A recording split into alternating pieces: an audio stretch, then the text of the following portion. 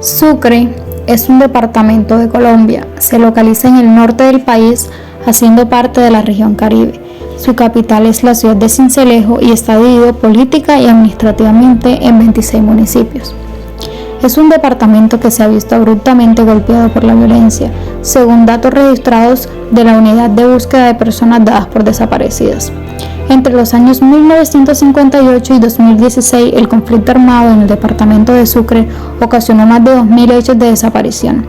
Estos estuvieron focalizados principalmente en los municipios de San Onofre, Sincelejo, Oveja y Colosó.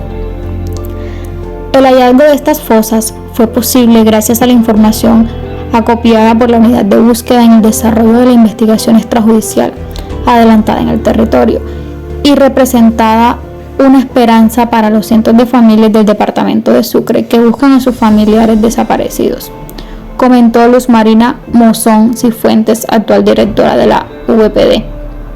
1.461 víctimas de desaparición forzada, de las que el 57% les son atribuidas a los paramilitares y 16% a las extintas FARC.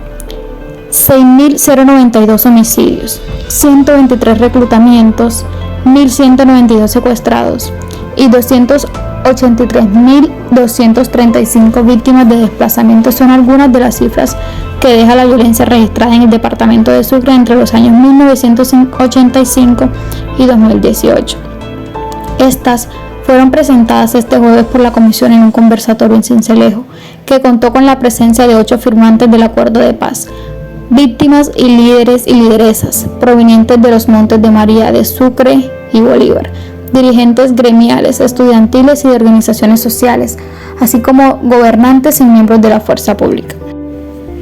Bajo este marco, se perpetran 42 masacres que dejan 354 víctimas fatales, entre ellas las más destacadas son las de Toluviejo en 1999 y El Salado en el año 2000.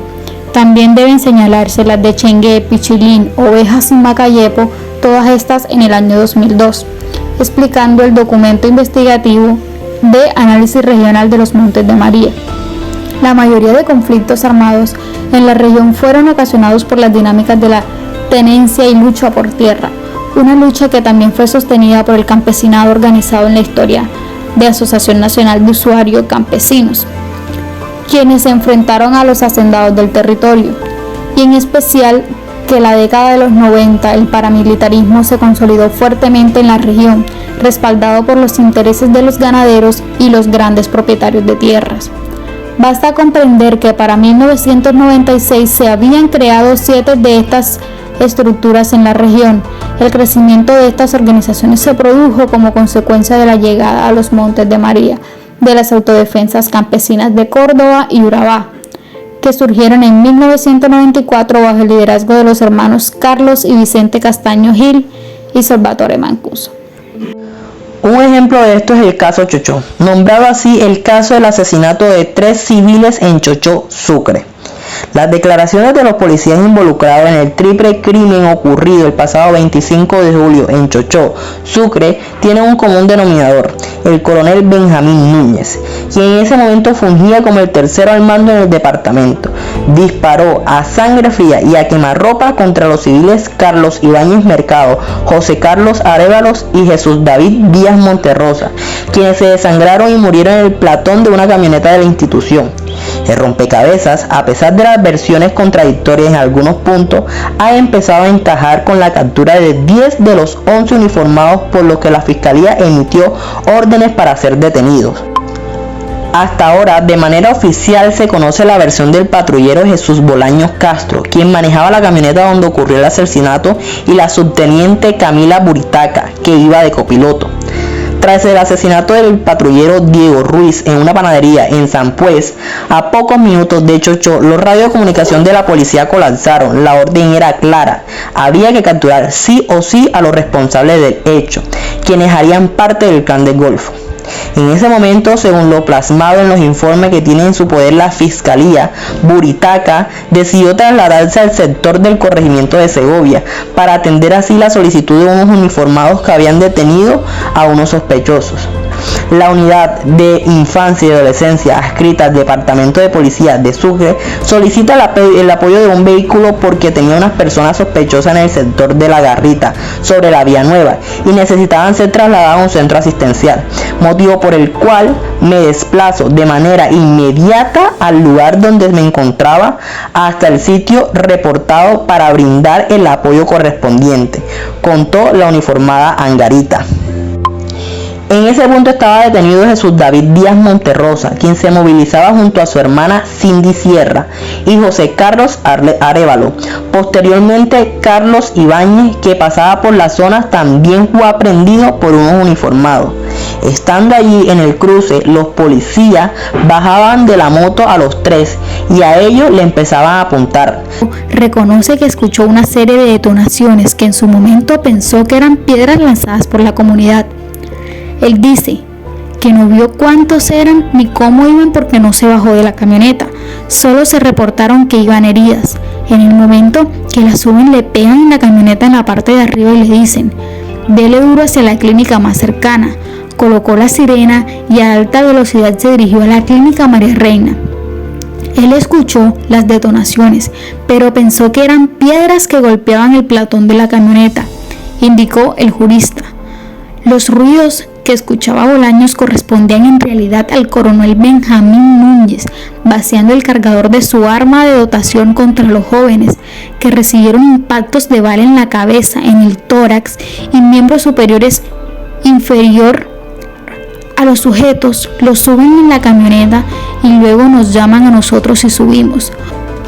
Jesús Bolaños asegura que en ese momento se percata de la piscina de sangre que había en el platón del vehículo oficial. Eso produjo, según su relato, que se descompensara. Cuando yo me bajo me dio la pálida. Yo desconocía lo que había pasado en el platón. Mi teniente Camila también estaba nerviosa. Yo luego le pregunté a unos compañeros qué había pasado y me dijeron que nada, manifestó Bolaños. De los 11 policías por los cuales existían órdenes de captura por estar implicados en los asesinatos de Carlos Alberto Ibáñez Mercado, de 26 años, Jesús David Díaz Monterrosa, de 18, y José Carlos Arévalo Contreras, de 20, el pasado 25 de julio en Sucre, 10 fueron capturados. En la URI de la Fiscalía en Sincelejo se presentaron ante las autoridades los policías Jesús María Bolaños Castro, Uber Guillermo Mieles Arroyo, Álvaro Antonio Álvarez Ricardo, Leila Carolina Ávila Pestana, Bernardo Pontón Mercado y Yamid Alfonso Enabaraque. Mientras tanto, en Antioquia se manifestaron las capturas de 2 más y la de la teniente Camila Barutica. Ocurrió en Pereira, de donde es nativa. Ahora bien, aún con todo esto, cuestionamos el hecho de que hemos normalizado todas estas situaciones y nos llegamos a preguntar sobre de qué manera hemos normalizado la violencia a tal punto de no sentir empatía. Un ejemplo de esto lo podemos ver en el caso ocurrido en el municipio de Chochó, en el cual 3 jóvenes resultaron asesinados a raíz de la situación de histeria proporcionada por los distintos cierres del país a causa de las fuerzas paramilitares del Clan del Golfo, los cuales causaron angustia a los policías de la región, a causa de la corrupción impregnada dentro del sistema. De esta forma existen 5 autores los cuales reflejan la violencia en diferentes formas. Es posible concluir, bajo los pretextos de Durkheim, la violencia pudiera estar presente en la sociedad como un tipo de anomía, es decir, una enfermedad de tipo social, donde las estructuras y la interacción entre los individuos no es capaz de mantener un orden social que propenda al correcto. Como otro pensador, Galtung la define como el resultante de la diferencia entre lo potencial y lo actual, es decir, no incrementa esta diferencia. Veámoslo con un ejemplo. Hoy en día es posible que las mujeres trabajen en igualdad de condiciones que los hombres. Sin embargo, esto no ocurre. Eso es violencia. Según Weber, el Estado es la fuente de la legitimidad del uso de la violencia. La policía y los militares son sus principales instrumentos. Pero esto no significa que solo la fuerza pública puede ser utilizada. La fuerza privada, como lo es la seguridad privada, se puede utilizar también siempre y cuando sea autorizada por el Estado. Según Simon Bauman, actos o inacciones como moralmente neutros y evitar que las opciones entre ellos se sometan a juicio ético, lo que significa eludir el oprobio moral. Por ejemplo, esto es lo que hace la rutinización de la violencia, conducir a las personas a estados de no respuesta ante los horrores de la guerra.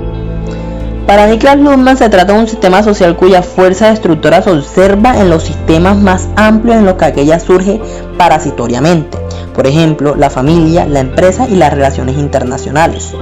Existe un informe elaborado por las Naciones Unidas donde implícitamente se manifiesta que este informe es producto de la lucha constante y permanente de las víctimas de desaparición forzada del departamento de Sucre, quienes a pesar del paso del tiempo no se rinden en la búsqueda de sus seres queridos y en la exigencia de sus derechos a la verdad, a la justicia y a la reparación de las garantías de no repetición.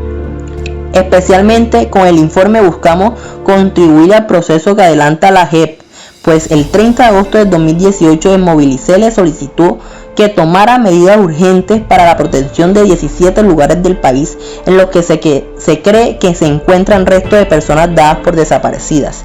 Entre estos 17 lugares se incluyen 2 fincas y 2 cementerios del departamento de Sucre, que fueron utilizados por los paramilitares para enterrar a las personas que asesinaban. La desaparición forzada es un crimen que busca eliminar cualquier prueba de que se cometió, que deja el círculo cercano de las víctimas sin información alguna de sus seres queridos y que basa en el ocultamiento del paradero de la persona, el miedo y la zozobra. Con esto podemos mencionar que las normas aplicables según el Código Penal se encuentran en el artículo 165, desaparición forzada, 168, secuestro simple. También podemos incluir artículos como el 244 del Código Penal, la extorsión, el 103, el homicidio, el 205, el acceso carnal violento, el 206, el acto sexual violento y por último el artículo 208, acceso carnal abusivo con menor de 14 años. De forma seguida podemos pasar a la actuación y el punto de vista de Habermas. Iniciamos con el contexto en el que actualmente se encuentra la sociedad y dándonos cuenta de la existencia de una brecha social que es enmarcada de forma económica, educativa y cultural y que para Habermas estas son inherentes a las personas desde su nacimiento y el entorno en el que se desarrolla su formación como personas. Por ende, la falta de empatía se debe al no conocimiento y falta de comunicación existente entre aquellas personas que son golpeadas fuertemente por la violencia en ese territorio y aquellos que solo lo ven desde las pantallas de su televisor, colocando a su vez sobre la mesa el hecho de que muchos son ignorantes de la situación que atraviesa esta zona del país, Sucre, en donde se presentan casos de manera continua y cada vez más escalofriantes. Desde 1.461 casos de desaparición forzada hasta altas cifras de secuestro y reclutamiento a manos de paramilitares y de la guerrilla. Es por esto que al ser una sociedad y basándonos en su punto de vista, creeríamos que una posible solución para este problema puede ser buscar la forma de dar a conocer y comunicar por medio de acciones comunicativas que sirvan y contribuyan a la cooperación entre todos para hacer lo que más conviene en la relación de los sujetos activos y pasivos, aquellos que naturalmente se están viendo afectados, dando una mejor condición de vida y posiblemente una solución racional que haga y permita que el resto del país y los gobernantes puedan percibir el sufrimiento que lleva marcando a todo un pueblo por más de una década, dejando a un lado todo beneficio individual y dando lugar a la posibilidad que el otro se armonice con la situación de vida que se está llevando en el territorio por una guerra que no parece tener fin. Ahora bien, para responder esta pregunta desde la perspectiva de Augusto Comte, tendríamos que partir desde el contexto de normalización de violencia que se tiene en nuestra sociedad hoy en día, la cual tiene diferentes orígenes y potencializadores que perpetúan su presencia en cada aspecto de nuestras vidas. Tal así como el desarrollo tecnológico ha logrado una transformación en la perspectiva tradicional que comúnmente se tenía de actos de violencia, e incluso hoy corresponde a la necesidad de malicia de sus propios consumidores, la cual crea una influencia recíproca entre las actitudes y la formación de un imaginario social de violencia, llegando así a la normalización que nos vuelve insensibles, así si lo tengamos frente a nuestros propios ojos. Según este autor, el cual está bastante inclinado hacia el caos y la violencia como forma de naturaleza, tendríamos primero que todo reconocernos a nosotros mismos como perpetradores de esta misma para encontrar una solución.